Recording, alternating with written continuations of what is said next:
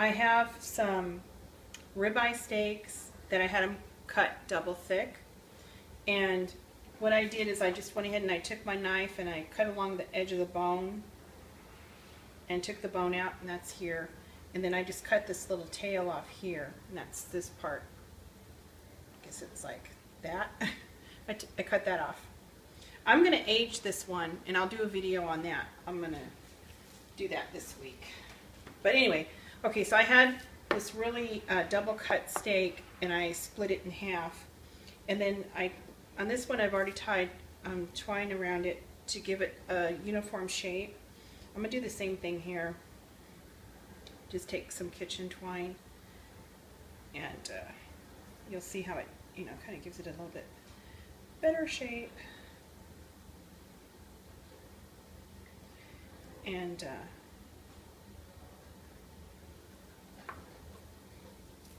more uniform. It'll cook a little bit more evenly. I have my pan heating up, and the bones and the trimmings, I'm wrapping it in saran wrap. Tomorrow I'm going to make a brown sauce. So don't throw that away, because that's good stuff. I have my steaks tied off, and I have them at room temperature, which is really important when you're cooking steaks. You need to season them pretty liberally, because these are really thick steaks.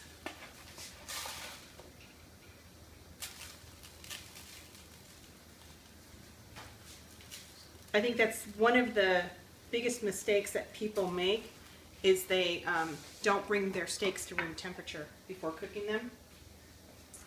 All right, you need to have a really hot pan. Need to wait a couple of minutes here. It's not quite hot enough. Nice hot pan.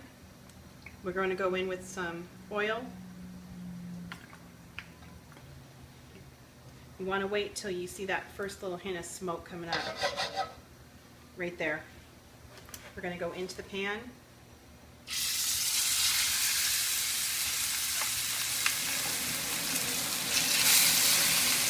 We're going to cook them for 3 to 4 minutes because they're kind of thick. It's been 4 minutes. These are really thick steaks. Going to turn them over. Nice.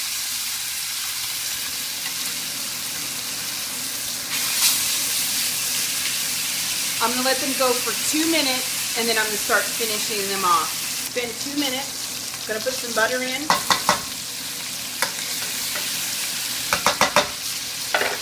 Some thyme. Some garlic. And I'm going to start using the pan to my advantage. Getting that edge right up to the edge of the pan. Start basting it. Same thing over here.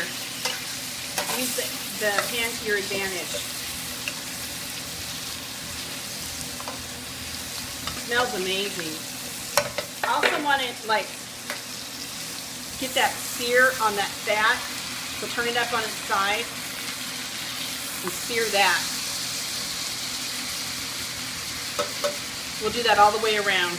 Use the pan to your advantage. Tilt it up so that the oil is crisping up that fat edge. A simple way to test the doneness of your steak is you just take your hand and you put your index finger to your thumb and feel here. That's rare. Your middle finger to your thumb, that's medium rare. Your ring finger to your thumb is medium.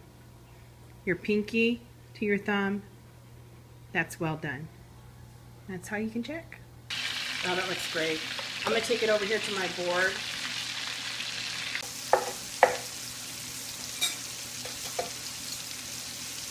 I'm going to take some of that hotel butter.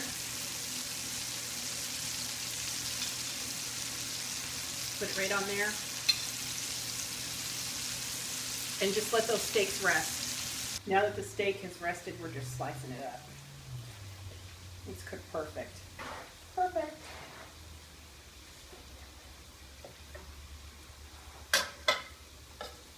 Put a little brandied mushroom on it. Gotta let that cool for a minute. And you can see that the steak is cooked perfect. I'm gonna give this a little bite. I have a brandied mushroom.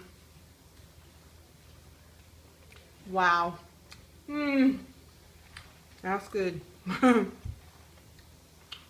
Mmm. So make sure you have a hot pan. Make sure you bring your steaks out for an hour or two to come to room temperature before you cook them. And finish them off with the butter at the very end. Let them rest. Perfect steak every time.